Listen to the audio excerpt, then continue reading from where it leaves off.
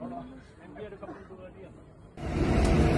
all, here we are on SL9. So we're heading up to North Finchley, and I've got another guest with me, so I'm just going to hand over to them for them to introduce themselves. Hi, I'm Charlie Barnes and I'm a trustee on the Bus Users Board because I used to work in the bus industry a few years ago. Since I've actually transferred to the utility sector, I'm working with vulnerable consumers, so supporting people that utilise energy effectively. When I'm not at work, I still really enjoy transport. It's something I'm really passionate about, which I love being on board, and I also identify as a queer woman. Oh, well, thanks for joining me, Charlie. Right, tell me about the last bus journey you took and what was it like? My last bus journey was into central London from my office in Elephant and Castle. I really like it because we go over London Bridge, so it's a beautiful view of the Thames. You get a mix of kind of people around the city going to work and a lot of tourists on a gorgeous day, a bit like we've got today. Gets a really nice view, and quite often I end up in Liverpool Street, which is a pretty nice area of the city. That's great, Charlie, thank you. So, tell me, what's the daftest thing you've ever seen on a bus? The daftest thing I think I've ever seen on a bus is probably over 100 school children on the top deck on a double decker, just on the one deck.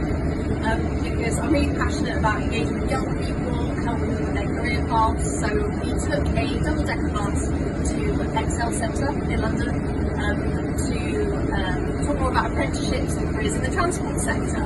And we were next to the army, so I've got to admit they had some cool things as well, but a lot of people really liked the fact we had a bus. So there were kids coming on, asking questions, having a look and a poke around, ringing the bells.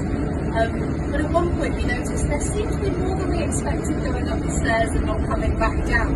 So I stuck my head up there, and genuinely to every 2 seats there was probably about 4 children, about sort of teenage, and all of them were sat lining in the aisle as well. And apparently it was someone's birthday, so as I poked my head up there, they all started singing happy birthday to all of the kids.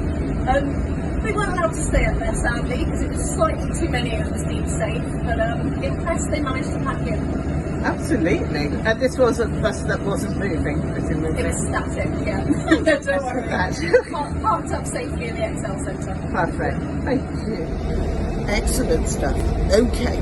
Right, so what's the most beautiful bus route you've ever been on? The most beautiful bus journey I've ever been on is Purbeck Breezer, and it was the good old days of Yellow Bus. It's a gorgeous open-top double-decker bus from Bournemouth to Swanage, all along the coast, and it was a gorgeous sunny day. Such a nice route, and a bonus that it was a practical journey as well as a beautiful one. Even better. Lovely. Okay, how about what's the nicest experience you've ever had on a bus? So one of the nicest experiences I've ever had on a bus was actually on a training bus. I've got a PCV licence, I can legally drive a bus, and I had a bus driving instructor called Andy, who honestly is one of my heroes. I'm not a natural driver. This man had infinite patience with me, for being very supportive, very instructive, and watching him train other bus drivers who went into service and teaching them not just about the driving, but looking after the passengers and making sure you provide a good journey. His kind of kindness and support through, honestly it's a bit of a personally difficult time for me as well, really made me realise the kind of quality and kindness instilled in a lot of bus drivers and the wider effect that they actually have on their passengers. So I've got really fond memories of that time.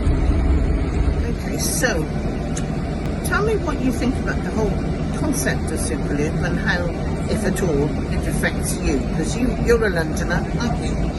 Yep, I am a Londoner, and I've got to admit, I think this is the first Superloop bus I've caught today. I see it go past a lot down Ealing High Street, but the stretch that I'm in, I don't end up needing to catch it that often. However, I like the kind of approach they've taken in doing something a bit different with the way transport's handled in the city, because historically, especially in the older days when it was typical that the man would go to work and be the breadwinner, transport was designed with that in mind, which is the priority is getting the man from home to work and then back home again. And it's why a lot of London's transport is designed in a kind of spoken wheel. Everything's heading into the centre. People live outside and they go into the city to work and go home. typically then, based on this, and times are changing, but not necessarily that significantly, women are seen as kind of doing a lot more functional roles. So they might drop the kids off at school in the morning, they might then go to work themselves on the way home from work, as well as picking up kids. They'll maybe do a grocery shop, stop in and maybe they care on an ailing friend or family member and look after them. And that's called trip training, when you have to do lots of short journeys that all connect. And currently, as transport is designed in this man goes from home to work, that doesn't always apply very well when someone has different responsibilities and they do take several smaller trips in, sometimes more on the kind of around the edge of the city direction. So I believe that's the concept that Superloop's looking to address, is have a different direction in the way transport's working. So I'm really pleased that TfL have kind of taken that into account and are looking to reshape how transport's working in the city.